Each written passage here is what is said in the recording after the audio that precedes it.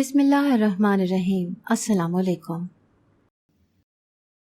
میں تو اپنے کمرے میں لیٹی ہوئی تھی، جب میری آنکھ کھلی تو میں نے اپنے آپ کو کسی اور جگہ پایا۔ میں کافی دیر عجیب نگاہوں سے چھت کو گھورتی رہی اور ایک دم سے مجھے کسی اجنبی جگہ کا احساس ہوا تو میں گھبرا کر چارپائی سے اٹھی اور دائیں بائیں دیکھنا شروع کر دیا۔ یہ ایک چھوٹا سا کمرہ تھا جس میں ایک چارپائی اور ایک کرسی اور ایک میز پڑا ہوا تھا۔ کمرے میں کوئی بھی کھڑکی نہیں تھی، صرف ایک دروازہ تھا۔ میں بھاگتی ہوئی دروازے کے پاس گئی اور اسے کھولنے کی کوشش کی، لیکن دروازہ باہر سے بند تھا۔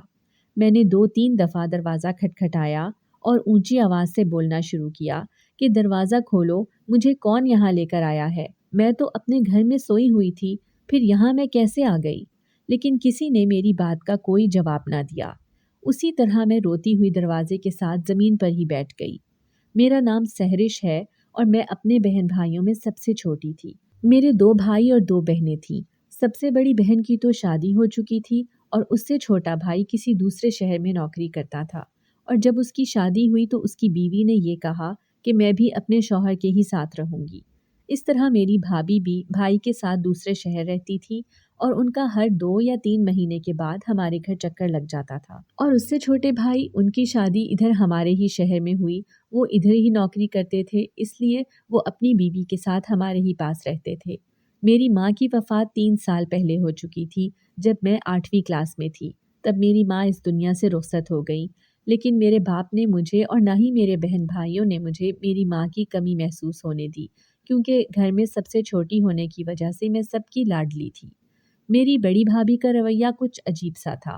وہ کم ہی کسی میں گھلتی ملتی تھی اور وہ کم ہی مجھ سے بات چیت کرتی، بس ضرورت کے تحت بلا لیتی تھی۔ جب میرے بڑے بھائی کی شادی ہوئی تو میں میٹرک میں تھی، تب میں اپنی بھابھی کے پاس رہتی کیونکہ مجھے وہ بہت اچھی لگتی تھی۔ لیکن میری بھابھی نے اس بات پر بھی اعتراض کیا کہ یہ ہر وقت مجھ سے چپکی رہتی ہے۔ جب یہ بات میں نے اپنی بڑی بہن کو بتائی تو انہوں نے مجھے سمجھایا کہ اب تم بڑی ہو گئی ہو، کچھ دیر کے لیے ان کے پاس بیٹھ جایا کرو، ہر وقت ان کے کمرے میں نہ بیٹھا کرو۔ میں ان کی بات سمجھ گئی۔ اس کے بعد سے میں نے ان سے ایک فاصلہ قائم کرنا شروع کر دیا۔ لیکن جب بھابھی کچھ عرصے بعد دوسرے شہر شفٹ ہو گئی تو بھائی نے کئی دفعہ مجھے کہا کہ تم بھی ہمارے گھر آ کر رہو، لیکن میرا دل ان کے گھر جانے کو نہیں کرتا، کیونکہ بھابھی کا رویہ میرے ساتھ ایسا ہی تھا۔ جس طرح مجھے اپنے بھائی کی شادی کا بے حد شوق تھا، وہ ماند پڑ گیا کہ بھائی کی شادی کے بعد شاید سب بھابھیوں کا رویہ ایسا ہی ہو جاتا ہے۔ اسی طرح جب چھوٹے بھائی کی شادی کے لیے رشتہ دیکھنے گئے، کیونکہ اماں تو موجود نہیں تھی، اس لیے بڑی بہن کو ہی بلایا جاتا اور وہی اس فرض کو ادا کر رہی تھی، تو کافی چھان بین کی گئی اور ابا کا بھی یہی خیال تھا کہ اب جو بہو آئے وہ گھر کو سنبھالنے والی ہو، کیونکہ یہ بڑی بہو تو اپنے شوہر کو لے کر ہم سے دور جا چکی ہے، لیکن اب ہم دوسرے بیٹے کو خود سے دور نہیں کر سکتے۔ اس طرح میری بہن نے رشتے والوں کو خاص طور پر یہی تاکید کی تھی کہ جو بھی ان کو رشتہ دکھائیں وہ لڑکی رشتوں کو سمجھنے والی ہو اور سب رشتوں کو جوڑ کر رکھنے والی ہو۔ اس طرح سب کی دعائیں رنگ لے آئیں اور رشتے والی نے جو ہمیں رشتہ دکھایا وہ بے حد اچھا تھا۔ وہ لوگ پڑھے لکھے اور سلجھے ہوئے تھے اور اس لڑکی نے BA تک تعلیم حاصل کی ہوئی تھی۔ میرے بھائی نے تو MBA کیا ہوا تھا۔ تعلیم کے معاملے میں ہم سوچ میں پڑ گئے، لیکن ہمیں تو نوکری کرنے والی کوئی بھی لڑکی نہیں چاہیے، ہمیں تو گھر سنبھالنے کے لیے اور سب کا دھیان رکھنے والی لڑکی چاہیے تھی۔ اس لیے ہم نے تعلیم کے بارے میں زیادہ غور و فکر نہ کیا، اور لڑکی ماشاءاللہ بے حد خوبصورت تھی اور جس طرح ہم نے اپنی شرطیں رکھی تھی انہی شرائط پر پوری اترتی تھی۔ اس طرح منگنی کے بجائے نکاح کا ہی فرض ادا کر دیا گیا اور رخصتی کچھ عرصے بعد طے کر دی گئی۔ میری ہونے والی بھابھی روزانہ مجھے فون کرتی اور مجھ سے گھنٹوں باتیں کرتی۔ میں اپنی بھابھی کی تعریفیں اپنے بھائی کے سامنے کرتی تو میرا بھائی سن کر مسکراتا رہتا۔ اسے تو یہی خوشی تھی کہ میرے گھر والے خوش ہیں، کیونکہ وہ بھی بڑی بھابھی کے رویے سے کافی حد تک مایوس ہو چکا تھا۔ اس لیے وہ بھی اپنی بیوی کو اکثر یہی بات کہتا کہ میرے گھر والے بہت اچھے ہیں، وہ تمہیں بیٹی سے بڑھ کر چاہیں گے، لیکن تم بھی انہیں سسرال نہ سمجھنا، بلکہ اپنے ہی گھر والے، بہن بھائی اور ماں باپ سمجھنا۔ اس طرح میں چھوٹے بھائی کی شادی کے لیے بڑھ چڑھ کر حصہ لینے لگی۔ میری بہن کی بھی شادی دوسرے شہر ہوئی تھی، اس لیے ان کا روزانہ ادھر آنا ناممکن تھا۔ اس لیے میرے باپ نے میری بہن سے کہا کہ تم کچھ عرصے کے لیے ادھر آ جاؤ تاکہ شادی کی تیاری ہو سکے۔ اسی لیے میری بہن ادھر آ گئی۔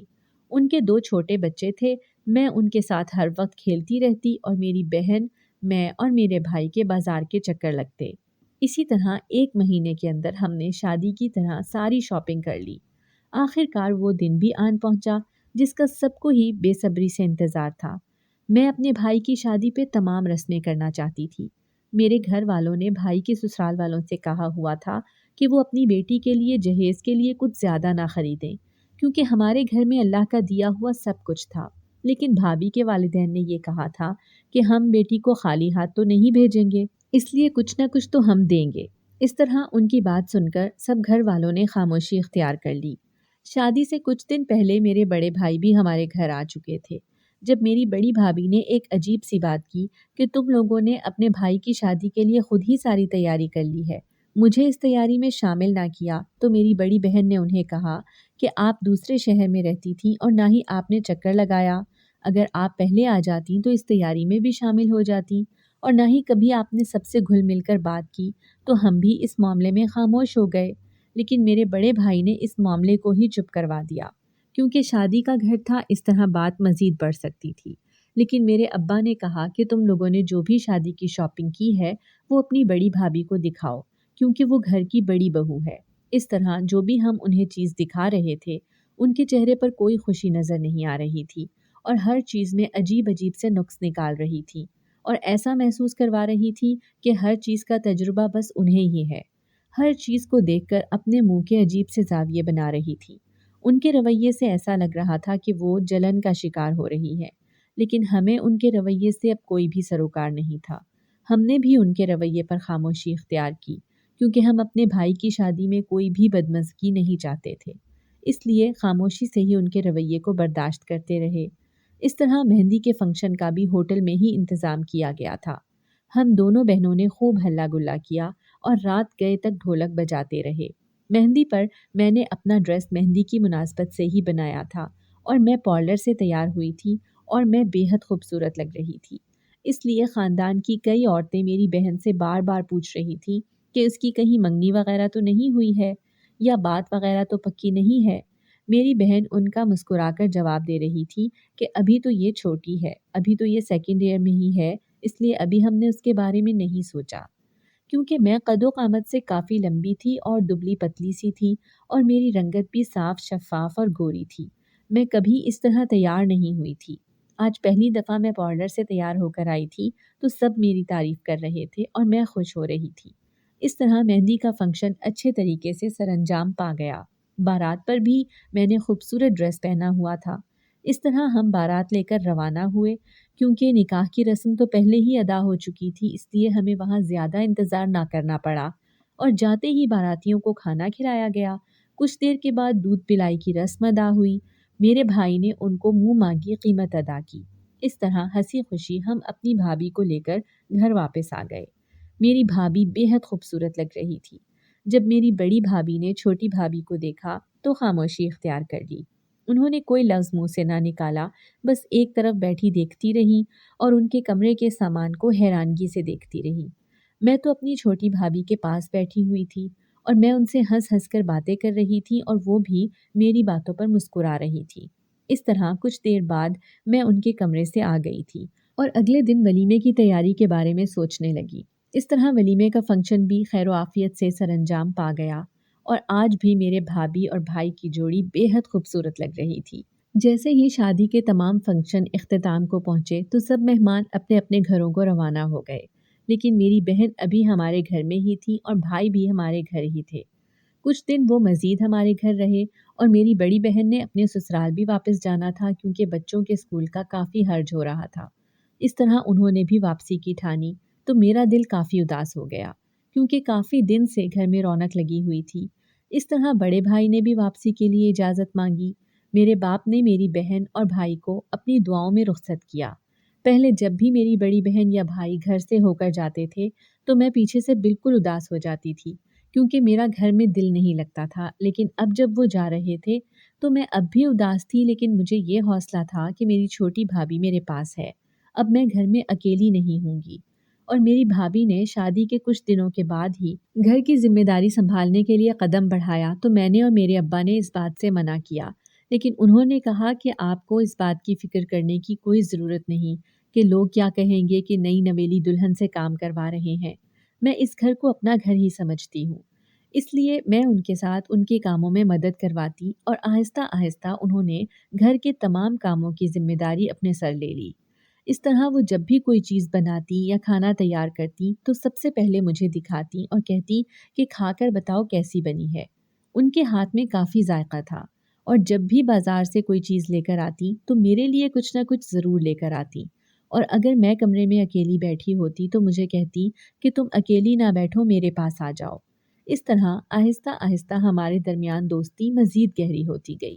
میں انہیں بھابھی نہیں بلکہ بڑی بہن سمجھنے لگی، اور جب بھی وہ اپنے میکے جاتی تو مجھے بھی کئی دفعہ اپنے ساتھ لے جاتی۔ ان کے گھر والے بھی میرے ساتھ بے حد اچھے طریقے سے پیش آتے۔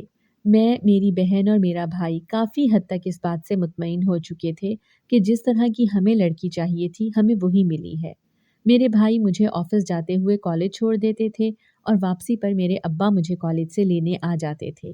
اس طرح ہی روٹین جا رہی تھی کہ ایک دن میں کالج میں بیٹھی اپنے ابا کا انتظار کرتی رہی، لیکن میرے ابا نہ آئے۔ نہ ہی میرے پاس کوئی فون تھا کہ میں کسی سے رابطہ کر سکتی، اس لیے میں کافی دیر تک وہیں بیٹھی رہی۔ 1 گھنٹے کے بعد میں نے چوکیدار سے فون لیا اور اپنے گھر فون کیا۔ کافی دیر میں گھر میں فون کرتی رہی، لیکن کسی نے میرا فون نہ اٹھایا۔ میں نے اپنے بھائی اور اپنی بھابھی کے موبائل پر بھی فون کیا، لیکن کوئی بھی میرا فون نہیں اٹھا رہا تھا۔ مجھے بے حد پریشانی تھی کہ گھر میں کوئی ایسا ویسا مسئلہ نہ بن گیا ہو۔ اسی طرح 2 گھنٹے مزید گزر گئے۔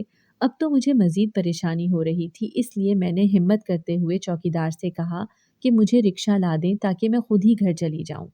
اس طرح چوکیدار نے مجھے رکشہ لا دیا۔ میں نے اسے اپنے گھر کا پتہ بتایا۔ آج میں پہلی دفعہ اکیلی اپنے گھر واپس جا رہی تھی، اس لیے میں خوف زدہ تھی۔ میں پورے راستے مختلف دعاؤں کا ورد کرتی رہی۔ جب میرا رکشہ میری گلی کے باہر رکا تو میں نے رکشے والے کو کرایہ دیا اور تیز قدموں سے چلتی ہوئی اپنی گلی میں داخل ہو گئی۔ لیکن جیسے ہی میں اپنی گلی میں داخل ہوئی تو میں نے اپنے گھر کے سامنے لوگوں کا ایک ہجوم دیکھا۔ میری ٹانگیں کانپنا شروع ہو گئیں کہ کسی انہونی کا خدشہ تھا، وہی کچھ ہوا ہے۔ میں اپنے گھر کے دروازے کے پاس گئی تو کئی لوگوں کی آوازیں میرے کانوں میں پڑ رہی تھیں کہ حاجی صاحب بہت ہی اچھے اور نیک انسان تھے، بس اللہ تعالیٰ نے انہیں اتنی ہی زندگی کا موقع دیا تھا۔ جب یہ بات میں نے سنی تو میرے دل پر ایک گھونسا سا پڑا اور میرے کان سائیں سائیں کرنے لگے۔ جیسے ہی میں بھاگتی ہوئی اپنے گھر کے دروازے کو عبور کر گئی تو میں نے دیکھا کہ صحن میں چارپائی بچھی ہوئی ہے اور اس کے اوپر میرے ابا جان لیٹے ہوئے ہیں، اور دائیں بائیں کافی عورتیں ہیں۔ میری بھابھی اور میری بڑی بہن رو رہی ہیں۔ میں نے یہ سب دیکھا تو میں اپنے حواس قائم نہ رکھ سکی اور ہوش و حواس کھو بیٹھی۔ جب مجھے ہوش آیا تو بڑی بہن میرے پاس تھی، وہ بھی رو رہی تھی۔ میں نے بیٹھتے ہوئے ان سے پوچھا کہ کیا ہوا ہے، تو انہوں نے کہا کہ ابا جان تمہیں لینے کے لیے ہی گھر سے نکلے تھے کہ گلی کے موڑ پر جاتے ہی وہ گر گئے۔ محلے کے لوگ انہیں پکڑ کر ہسپتال لے گئے اور گھر میں اطلاع دی۔ اس طرح بھابھی اور بھائی بھی ہسپتال پہنچے تو ڈاکٹروں نے کہا کہ انہیں شدید ہارٹ اٹیک آیا ہے، جس کی وجہ سے وہ بچ نہیں سکے، اور بھائی اور بھابھی نے اسی پریشانی میں مجھے اطلاع دی تو میں فوراً وہاں سے چل پڑی، لیکن اس پریشانی میں ہم تمہیں کالج سے لانا بھول چکے تھے۔ جب میری بہن نے یہ بات بتائی تو میں بے تحاشا روئی اور کہنے لگی کہ جب میں چھوٹی تھی تو میری اماں ہمیں چھوڑ کر چلی گئی تھی، اور اب جب گھر کی خوشی دیکھنے کے دن تھے تو ابا بھی چلے گئے۔ میری بہن نے مجھے حوصلہ دیا۔ اس طرح میرے بڑے بھائی بھی آ گئے۔ میں کسی کے قابو میں نہیں آ رہی تھی۔ مجھے اس بات کا یقین نہیں آ رہا تھا کہ ابا ہمیں چھوڑ کر چلے گئے ہیں، کیونکہ میں اپنے ابا کے ہی زیادہ قریب تھی۔ مجھے ان سے بے حد محبت تھی اور یہ بات مجھ سے برداشت نہیں ہو رہی تھی۔ میں بار بار بے ہوش ہو رہی تھی، اسی لیے میرے بھائی نے ڈاکٹر کو بلایا اور مجھے نیند کا انجیکشن دے دیا تھا تاکہ میں کچھ دیر کے لیے سو سکوں۔ جب میرے ابا کی تدفین وغیرہ کر دی گئی اور گھر پورا مہمانوں سے بھرا ہوا تھا، تقریباً 3 دن تک گھر میں ایسے ہی چہل پہل رہی۔ کوئی افسوس کے لیے آ رہا تھا اور کوئی جا رہا تھا، اس لیے گھر والوں نے خود میں حوصلہ پیدا کرتے ہوئے خود کو سنبھالا اور گھر کی طرف توجہ دی۔ میں نے بھی کالج جانا چھوڑ دیا تھا۔ میں ہر وقت ابا کے کمرے میں ہی لیٹی رہتی اور ان کی چیزوں کو پکڑ پکڑ کر روتی رہتی۔ میرے بھائیوں نے اور میری بہن نے مجھے اس کیفیت سے نکالنے کی بے حد کوشش کی کہ خود کو سنبھالو، لیکن میں خود کو حوصلہ نہیں دے پا رہی تھی۔ میرے بڑے بھائی ایک ہفتہ رہے اور اب ان کی نوکری کا حرج ہو رہا تھا، اس لیے انہوں نے اپنے سر جھکائے اور آنکھیں جھکائے میرے چھوٹے بھائی اور بہن سے کہا کہ اب مجھے واپس جانا ہے، میں مزید یہاں نہیں رک سکتا کیونکہ مجھے اتنی چھٹیوں کی اجازت نہیں دی گئی۔ ہم انہیں کچھ بھی نہیں کہہ سکتے تھے کیونکہ پہلے وہ ابا کے ڈر سے 2 یا 3 مہینوں کے بعد چکر لگا لیتے تھے، اب وہ بھی ختم ہوتا ہوا نظر آ رہا تھا۔ میرے بھائی اور بہن نے کہا کہ آپ جا سکتے ہیں، آپ کو فکر کرنے کی کوئی ضرورت نہیں ہے۔ اس طرح میرے بڑے بھائی اور میری بڑی بھابھی بھی گھر سے چلے گئے۔ میری بڑی بھابھی نے ایک دفعہ بھی مجھے گلے لگا کر حوصلہ نہ دیا، لیکن میری چھوٹی بھابھی ہر وقت میرے پاس رہتی اور مجھے کھانا کھلانے کی کوشش کرتی اور مجھے حوصلہ دیتی۔ اس طرح آہستہ آہستہ میں اس کیفیت سے نکلنا شروع ہو گئی۔ میری چھوٹی بھابھی نے مجھے سمجھایا کہ اب تم کالج جانا شروع کر دو اور خود کا ذہن بدلو۔ اس طرح میں نے دوبارہ کالج جانا شروع کر دیا، لیکن اب میں پہلے کی طرح ہنسنا بولنا چھوڑ چکی تھی۔ ابا کے کمرے میں لیٹی رہتی، بھابھی مجھے وہاں ہی کھانا دے دیتی، وہ اب بھی ویسے ہی میرا خیال رکھتی جیسے پہلے رکھتی تھی۔ میں نے ان سے اپنے رویے کی معافی مانگی کہ بھابھی آپ میری وجہ سے پریشان ہو رہی ہوں گی، آپ اس بات کی فکر نہ کریں، میں اپنا خیال خود رکھ سکتی ہوں۔ لیکن وہ مجھے کہتی کہ تم میری چھوٹی بہن ہو، میں تمہاری کیفیت سمجھ سکتی ہوں۔ اس طرح بھابھی اب اپنے میکے میں جانا بھی کم ہو چکی تھی کیونکہ انہیں پتا تھا کہ اب میں گھر میں اکیلی ہوتی ہوں۔ پہلے وہ 1 یا 2 دن کے لیے چلی جاتی تھی، لیکن اب انہوں نے بھی جانا چھوڑ دیا تھا۔ اگر وہ جاتی تو 2 یا 3 گھنٹوں کے بعد واپس آ جاتی اور مجھے بھی اپنے ساتھ لے جاتی تھی، کیونکہ وہ مجھے اکیلی کو گھر میں کس کے آسرے پر چھوڑ کر جاتی۔ اس طرح ایک دن بھابھی نے مجھے کہا کہ میں نے بازار سے کچھ ضروری سامان لانا ہے تو تم میرے ساتھ چلو، لیکن میں اپنی طبیعت ٹھیک محسوس نہیں کر رہی تھی تو میں کمرے میں لیٹی ہوئی تھی۔ میں نے بھابھی سے کہا کہ آپ چلی جائیں، میرا دل نہیں چاہ رہا۔ بھابھی نے کہا کہ پھر گھر میں اکیلی کیسے رہو گی؟ تو میں نے کہا کہ آپ چلی جائیں، میں گھر کا دروازہ اچھے طریقے سے بند کر لوں گی، یا آپ باہر سے تالا لگا کر چلی جائیں۔ لیکن بھابھی نے کہا کہ ایسے باہر سے تالا لگانا مناسب نہیں ہے، اچھے طریقے سے دروازہ بند کر لو، ہم 1 ہی گھنٹے میں واپس آ جائیں گے۔ میں نے کہا ٹھیک ہے۔ بھابھی مجھے بار بار تاکید کر رہی تھی کہ اٹھ کر دروازہ اچھے طریقے سے بند کر لینا، لیکن میں سستی میں ہی لیٹی رہی۔ اس طرح جب بھابھی اور بھائی چلے گئے تو میری آنکھ لگ گئی، میں گھر کا دروازہ بند نہ کر سکی۔ میری آنکھ کسی چیز کے کھٹکے کی آواز سے کھلی تھی اور میں یہ سوچنے لگی کہ شاید بھائی اور بھابھی واپس آ گئے ہیں، شاید وہ کوئی سامان رکھ رہے ہیں، اسی چیز کی آواز ہے، لیکن یہ آواز مسلسل آ رہی تھی۔ میں ابا کے کمرے سے نکلی تو میں نے دیکھا کہ 2 عورتیں بھابھی کے کمرے میں کھڑی ہیں اور انہوں نے اپنے چہرے پر کالا نقاب چڑھایا ہوا ہے اور وہ ایک بڑے شاپر میں کچھ سامان ڈال رہی ہیں۔ میں نے اونچی آواز سے پوچھا کہ تم لوگ کون ہو اور یہاں کیا کر رہی ہو؟ تو ان عورتوں نے میری طرف دیکھا اور وہ گھبرا گئیں۔ ان عورتوں میں سے ایک عورت نے کہا، اس نے ہمیں دیکھ لیا ہے، اب تم اپنا کام کرو۔ وہ عورت میری طرف بڑھنے لگی، اس کے ہاتھ میں کوئی چیز تھی۔ میں نے اس کو اپنی طرف بڑھتے ہوئے دیکھا تو فوراً ہی کمرے میں واپس جانے لگی تاکہ وہ مجھ تک پہنچ نہ سکے، لیکن اس نے مجھے پیچھے بالوں سے ہی پکڑ لیا اور اپنی طرف کھینچا۔ میں اس سے اپنے بال چھڑوا رہی تھی اور اس نے کہا کہ ہم تو اس گھر میں چوری کرنے کی نیت سے آئے تھے، لیکن اب تمہیں بھی اپنے ساتھ لے جائیں گے، تم تو سب سے قیمتی مال ہو۔ اس نے میرے منہ پر رومال رکھ دیا اور میں ہوش و حواس سے بیگانہ ہو گئی۔ جب مجھے ہوش آیا تو میں نے خود کو کسی اجنبی جگہ پر پایا اور میں کچھ دیر تک غائب دماغی سے ہی چھت کو گھورتی رہی۔ جب میرے حواس بحال ہوئے تو میں نے دائیں بائیں دیکھا تو مجھے ساری باتیں یاد آئیں۔ میں نے کئی دفعہ دروازہ کھٹکھٹایا لیکن کسی نے دروازہ نہ کھولا۔ اسی طرح میں کافی دیر روتی رہی اور سوچتی رہی کہ میرے ساتھ کیا ہوا ہے۔ وہ عورتیں مجھے اغوا کر کے یہاں لے آئی ہیں۔ میں ابھی سوچ ہی رہی تھی کہ ایک دم سے کمرے کا دروازہ کھلا اور ایک عورت کمرے میں داخل ہوئی۔ اس نے عجیب سے کپڑے پہنے ہوئے تھے جن کو دیکھ کر مجھے شرم محسوس ہو رہی تھی۔ میں نے اس کی طرف دیکھ کر اپنی نظریں جھکا لیں اور کہا کہ تم کون ہو؟ مجھے یہاں کون لے کر آیا ہے؟ وہ میری طرف مسکرا کر دیکھ رہی تھی اور میرے بے حد قریب آئی اور میرے چہرے پر ہاتھ لگا کر کہنے لگی کہ مجھے تو ایسی ہی کمسن حسن کی تلاش تھی جو آج نظر آ گیا ہے، میں تو تمہیں ہرگز بھی نہیں چھوڑوں گی، اب تم یہاں ہی رہو گی اور گھر جانے کا خیال دل سے نکال دو۔ जब उसने ये बात की तो मैंने एकदम से गुस्से से उसकी तरफ देखा और कहा, मुझे वही 2 औरतें यहाँ छोड़कर गई हैं जो हमारे घर में चोरी करने आई थीं। उस औरत ने मुस्कुराते हुए कहा कि मैं उन औरतों को तुम्हारी रकम दे चुकी हूँ। अब उन औरतों से तुम्हारा कोई ताल्लुक नहीं। अब तुम्हारा ताल्लुक सिर्फ मुझसे है। तुम मेरे लिए ही काम करोगी।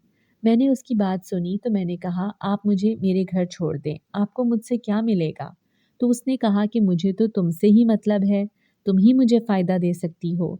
मुझे उसकी बातें हरगिज़ समझ में नहीं आ रही थी। इतनी देर में उसके पीछे कुछ लड़कियां कमरे में दाखिल हुईं।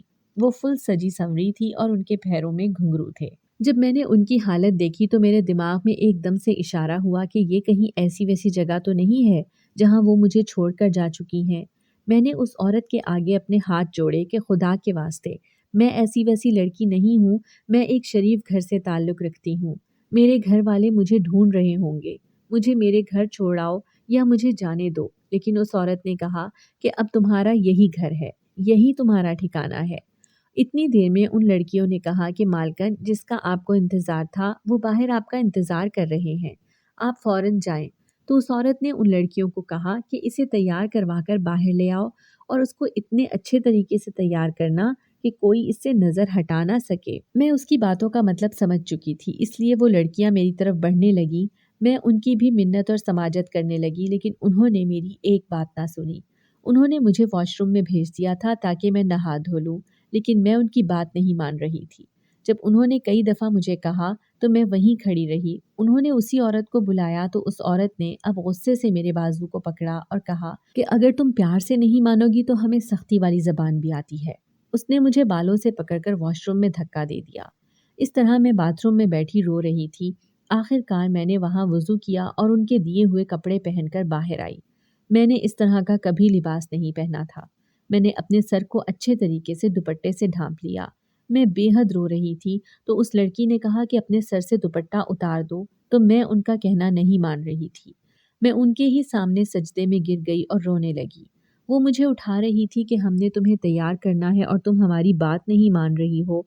मैं सजदे में गिरी दुआ कर रही थी कि मैंने कभी किसी के साथ बुरा नहीं किया और न ही मेरे घर वालों ने कभी किसी के साथ बुरा किया है, जो आज हम ये दिन देख रहे हैं। मैं गिड़गिड़ा रही थी कि कोई मेरे लिए गैबी मदद आ जाए और मैं इस मुश्किल से निकल जाऊं, क्योंकि इस जगह का सोचकर ही मेरा दिलो दिमाग पागल हो रहा था कि अगर मेरे भाइयों को पता चलेगा तो वो क्या सोचेंगे और उन पर क्या गुजरेगी। वो लड़कियां इस औरत को बुला लाईं। औरत ने गुस्से में मेरे हाथों पर अपने पाँव रखे और कहा कि उठ जाओ, वरना मैं तुम्हें इससे भी सख्त सज़ा दूंगी। मैं उसकी तकलीफ को बर्दाश्त कर रही थी। वो अपने जूते के साथ मेरे हाथों पर दबाव डाल रही थी। इतने में कमरे का दरवाज़ा खुला और एक औरत नुमा मर्द कमरे में दाखिल हुआ और कहने लगा कि मालकन, पुलिस आ गई है। वो उसी लड़की का पूछ रही हैं जो कल रात को लाई गई है। जब मैंने उसकी बात सुनी तो मैं एकदम सजदे से उठी और खुदा का शुक्र अदा करने लगी कि कोई मेरी मदद को पहुंच चुका है। जब मैं सजदे से उठी तो कमरे में एक पुलिस वाला दाखिल हुआ और जब मैंने उसकी तरफ देखा तो मैं उसे पहचान चुकी थी, क्योंकि वो मेरी छोटी भाभी का भाई था जो पुलिस में था। मैं फ़ौरन उसकी तरफ बढ़ी और उसके सीने से लग गई और ज़ारो कतार रोना शुरू हो गई, क्योंकि उस वक्त वही शख्स मुझे अपना लगा था। उसने मुझे अपने घेरे में लिया और अपने पीछे लेडी पुलिस से कहने लगा कि इसको गाड़ी में जाकर बिठा दो, लेकिन मैं अकेली जाना नहीं चाह रही थी।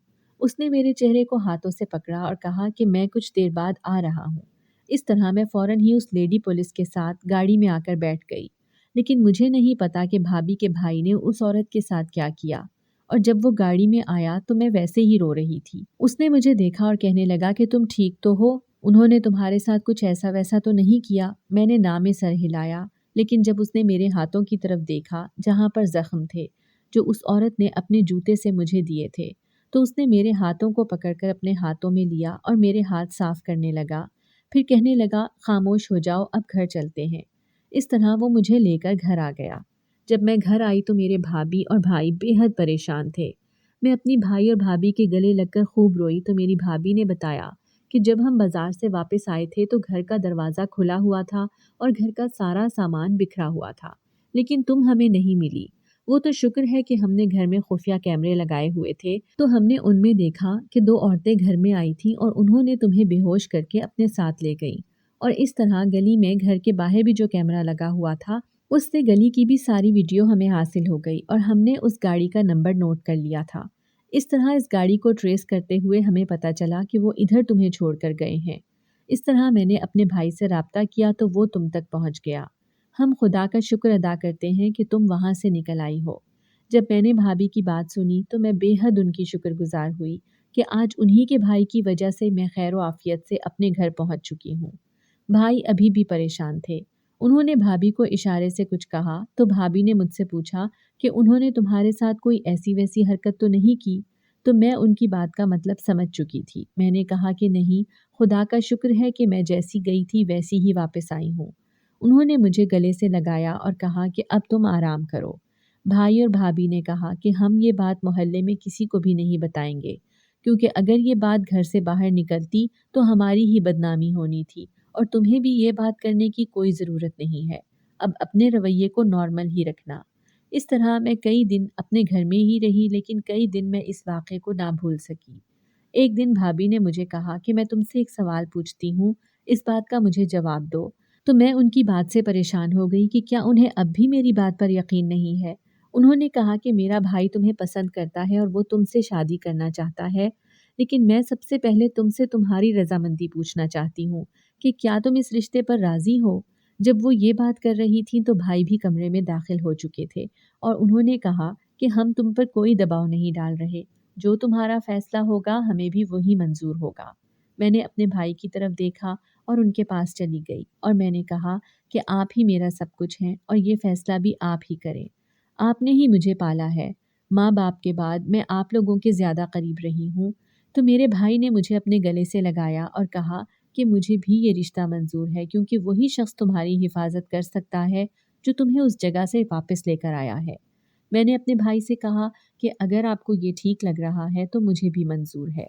इस तरह मेरे भाई ने मेरी बड़ी बहन को भी बुलाया और उन्हें सारा वाक़या बयान किया तो वो भी बेहद परेशान हुई और उन्होंने कहा कि इसका जल्द से जल्द निकाह कर दिया जाए ताकि इसका शौहर ही उसकी हिफाजत कर सके। इस तरह मेरी मंगनी के बजाय भाभी के भाई से निकाह करने का फ़ैसला किया गया। मैं खुदा का शुक्र अदा कर रही थी कि अल्लाह ने मुझे ऐसे बहन भाई और भाभी से नवाजा है जो मुझ पर कोई भी आँच नहीं आने देते। लेकिन मेरे भाई मेरी रुखसती कुछ अरसे बाद करना चाहते थे, लेकिन मेरे होने वाले शौहर ने कहा कि वो रुखसती भी साथ ही चाहता है। इसलिए इस निकाह की इत्तला मेरे बड़े भाई और भाभी को कर दी गई। तो मेरे बड़े भाई और भाभी भी फ़ौरन ही आए। मेरी बड़ी भाभी ने तो घर वालों से लड़ना शुरू कर दिया कि हमारी कोई भी हैसियत नहीं है कि आप लोग इसका रिश्ता करने से पहले बड़े भाई से ही कोई मशवरा ले लेते। भाई भाभी को मुसलसल खामोश करवा रहे थे, तो हमने कहा कि हमें जो रिश्ता मुनासिब लगा तो हमने फ़ौरन ही आपको इत्तला दी। छोटे भाई ने कहा कि मैं बड़े भाई से पहले ही मशवरा ले चुका हूँ, आपको बहस करने की कोई ज़रूरत नहीं और उन्हें भी इस रिश्ते पर कोई एतराज़ नहीं। जब भाभी ने ये बात सुनी तो उन्होंने एकदम से अपने शौहर की तरफ देखा, तो भाई ने अपना सर झुका लिया और कहा कि मैं अब हर बात तुमसे शेयर नहीं कर सकता, क्योंकि तुम हर बात में कोई ना कोई मसला खड़ा कर देती हो। इस तरह मेरा निकाह खैर आफियत से भाभी के भाई के साथ हो गया। मैं इस निकाह से और इस रिश्ते से बहुत खुश थी और इस रिश्ते में बंधने के बाद मैं खुद को महफूज महसूस कर रही थी। अगर आपको हमारी आज की कहानी पसंद आई है तो इसे लाइक करें, शेयर करें और चैनल को सब्सक्राइब करना मत भूलिएगा।